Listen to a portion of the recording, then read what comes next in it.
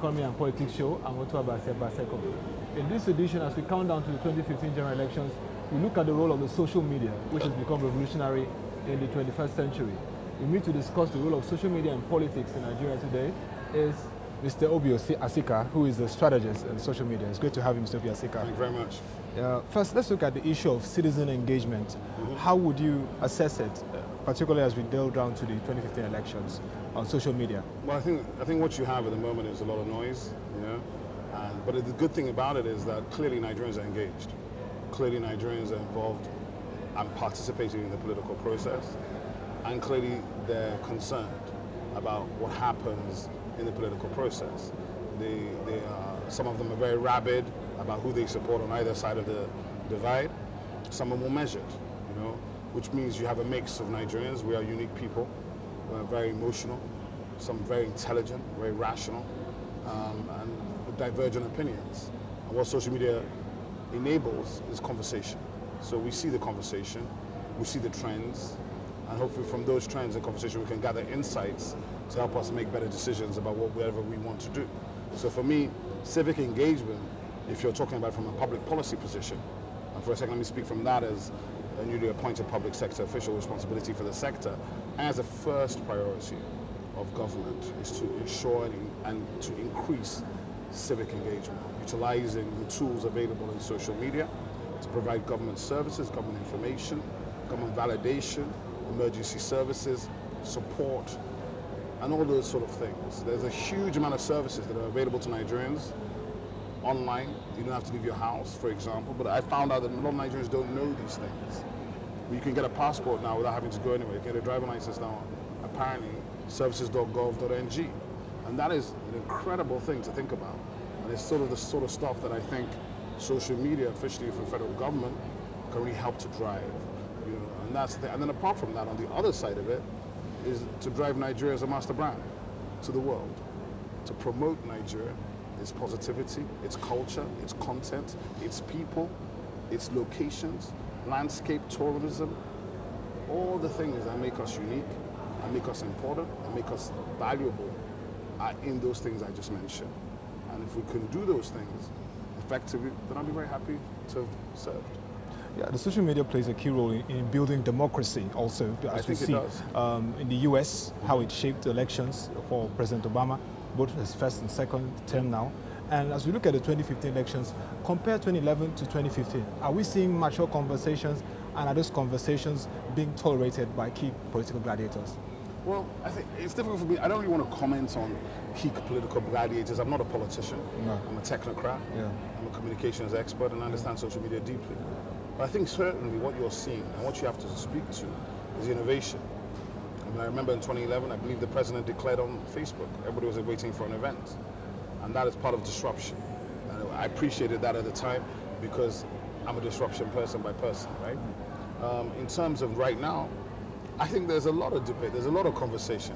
There was a lot of shouting, a lot of, you know, personality attacks, political information, misinformation. And, you know, and in an electoral process, electoral time, sometimes people will tell you all's fair in love and peace, or I can't remember the phrase, but you understand what I'm saying. But so I'm hesitant to criticize people, but what I do feel is that the tone could be more measured, the language could be a little bit toned down, the sort of more extreme statements are not needed. Nigeria will survive post any election.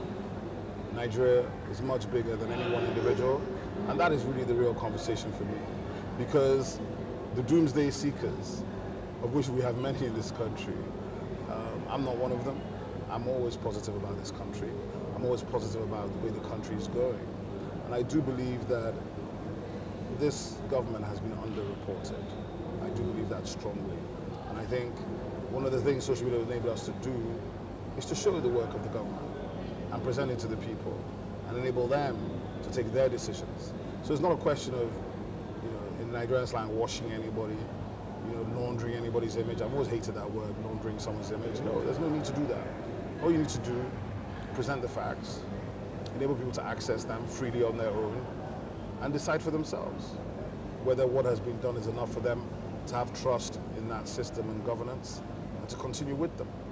And when you do that, I believe you can win any conversation.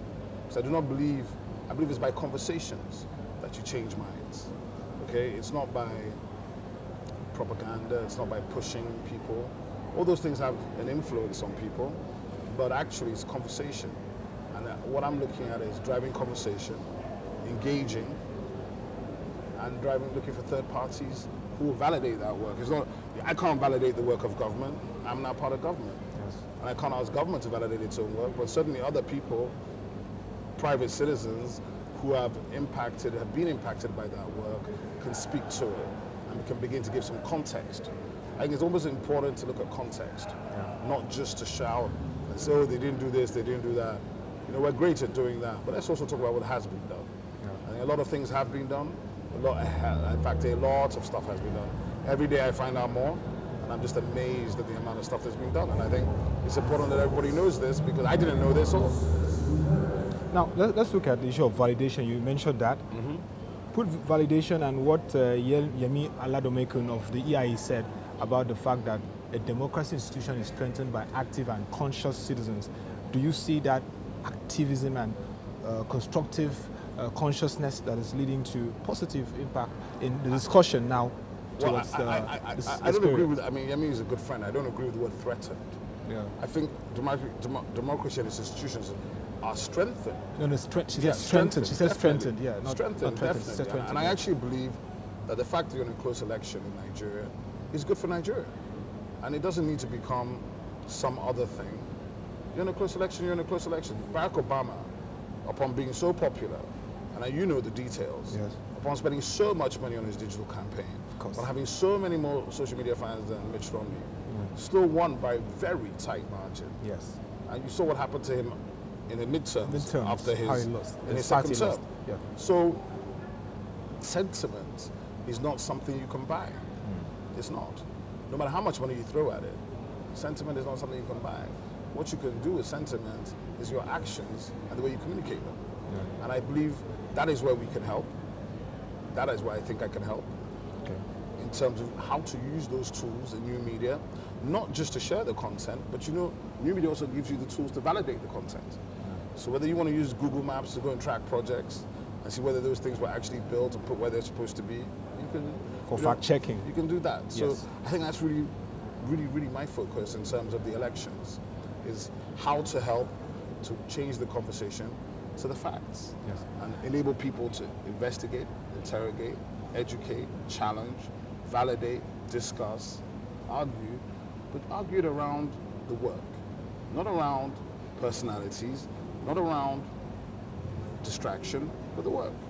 Because I believe that the work of this government is enormous. It's actually enormous. I don't think it's being communicated. I don't think it's being shared.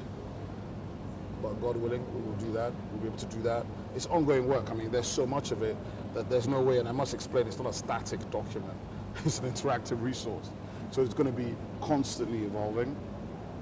And to me, again, we show pure innovation in the sense of how we're bringing it to the people, how we're sharing it to the people. And I believe confidently that this government and this president will have been the first, almost anywhere in the world, to have launched such a tool and to bring it back and show the labor of his time in his hands. I'm quite excited by that. Now, let's look at openness and promoting participation. Yes. In Turkey, there was a period Recep Erdogan, president, banned Twitter. In Gambia, Yahya Jammeh also attempted to ban, because sometimes government tend to be very conscious of the influence of social media. Considering what happened in Tunisia, you know, the revolution in Gambia. The revolution that happened, the Arab Spring, it came through the social media interaction. From your assessment now, in Nigeria, there were some bills that were being interrogated by the likes of the Benga Sesson and all that. So what's your take on government participation and engagement? Censoring of social media. What's your take on this? Well, personally for me, I haven't yet had time to interrogate some of the new bills. There's a new cybersecurity bill that was passed. Yes, by the president. By the president. Well, you know, and those are to do more with, I think, the anti-terror, counter-terror. But I have to look at them. Yes. And of course, as governments, you must always be responsive and responsible about security and about what is happening in your country. So that's important as well. But I also think that most importantly, you must remember and you must be fair and commend this government. They passed the Freedom of Information Act. They've opened up everything. People just haven't gone to engage. So it's there, right? At the same time, I think we can agree that the most, I won't use the word insulted, but it's almost literally has come to that over the last 4 years in the history of this country, in any African country. I do not believe any African president has ever been vilified to the personal level of President Goodluck Ebele Jonathan. It's a great sadness to me, but it also, because I believe when you diminish your president, you diminish yourself. That's what I believe personally. And it's nothing to do with the fact that he happens to be the president today, because the office of the president should be inviolable to all Nigerians. It's not about which side of the divide you sit on. It's about the office of the president. But hey, we live in an emotive place with a lot of very funny people, very talented, who create all these incredible things. But for me, those are not things that scare me. That's disruption. I understand disruption, right? I think what is important is that the president has enabled conversation. Yeah.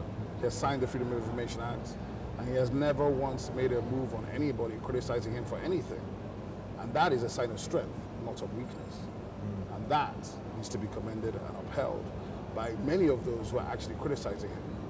Because I'm not too sure that other people would be so generous. So that's what Nigeria enjoys for now, and we hope that whatever the outcome is, we'll continue to enjoy. Nigeria is an open and connected society, yeah. Engaged, responsive. Nigerians are free. They say what they want to say, when they want to say it, how they want to say it, and long may that continue. All right. Thank you very much, Mr. Obi Asika, social media strategist, now the Senior Special Assistant to the President on New Media. Thank you for the time. Thank you very much. And that will be all for this edition of the Economy and Politics Show. Join us on our social media handles, Twitter and Facebook, for more interactions. Till next edition, thank you for watching and have a lovely day.